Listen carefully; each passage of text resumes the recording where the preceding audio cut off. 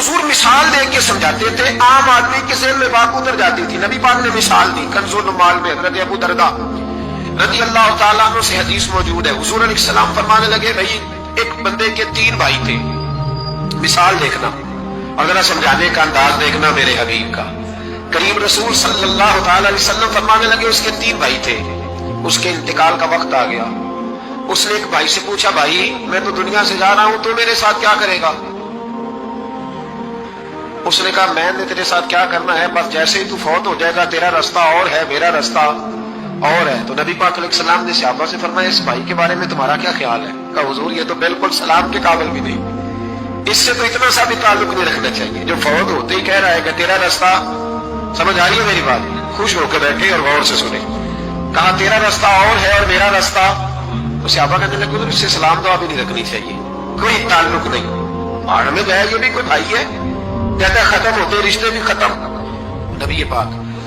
علیہ السلام نے فرمایا، پھر اس نے دوسرے بھائی سے پوچھا کہ یار میں تو دنیا چھوڑ رہا ہوں، تو میرا بھائی ہے، تیرا میرا رشتہ ہے، اب تو بتا میں اگر مروں گا تو تو میرے ساتھ کیا کرے گا؟ تو اس نے کہا بھائی میں تیری تیمارداری بھی کروں گا،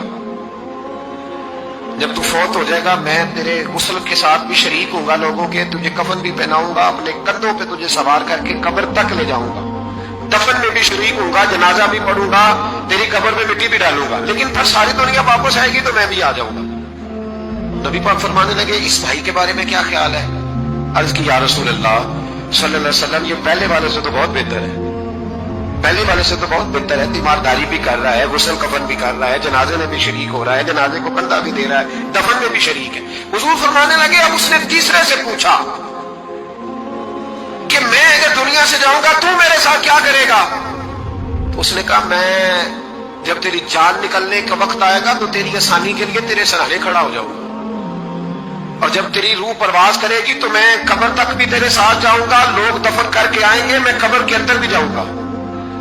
اور جب پل صراط پہ تو گزرنے لگے گا اس وقت بھی میں تجھے حفاظت سے گزارنے کی کوشش کروں گا، اور جب میزان عمل پر اعمال تلیں گے اس وقت بھی میں تیرے ساتھ کھڑا رہوں گا اور تیری سفارش کروں گا تاکہ تو صحیح طریقے سے اعمال تل جائے۔ اور وہ بھائی کہنے لگا میرے بھائی جب تجھے شدید پیاس لگے گی تو تیرے لیے پانی کا بندوبست کرنے کی کوشش کروں گا، تو میرا بھائی ہے، میں تجھے تنہا نہیں چھوڑوں گا، اتنی دیر تیرے ساتھ رہوں گا جب تک تو جنت میں داخل نہیں ہو جاتا۔ تو میرے حبیب پاک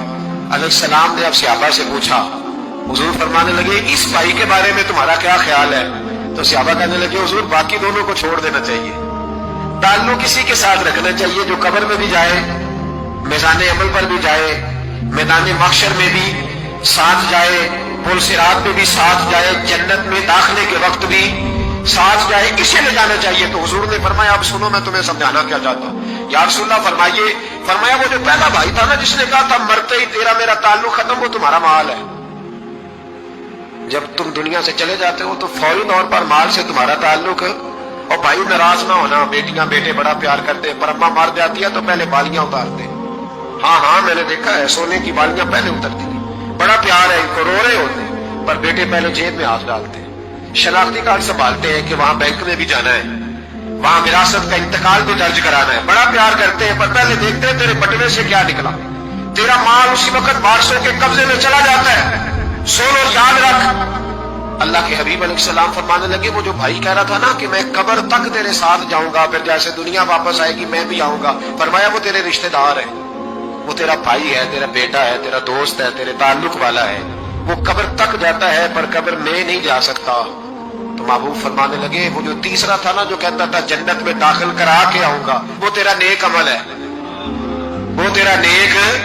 عمل ہے، فرمایا اس کے ساتھ تعلق مضبوط کر،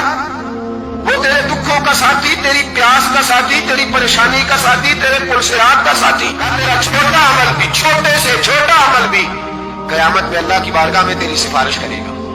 اور کہے گا یا اللہ اس نے نماز پڑھی تھی اسے جنت میں داخل کر دے، اس نے روزہ رکھا تھا اسے جنت میں بھیج دے۔ تو محبوب فرمانے لگے اس سے تعلق مضبوط کر جو تیرا پل صراط کا بھی دوست ہے، یہ مال کا تو لالچ کرتا ہے، حالانکہ تیرے مرتے ہی مال تو کسی اور کا ہو جائے گا، کسی اور کا ہو، عقل منداں دا کام نہ ہی دل دنیا تے لانا، اس بہتی کئی خامد کیتے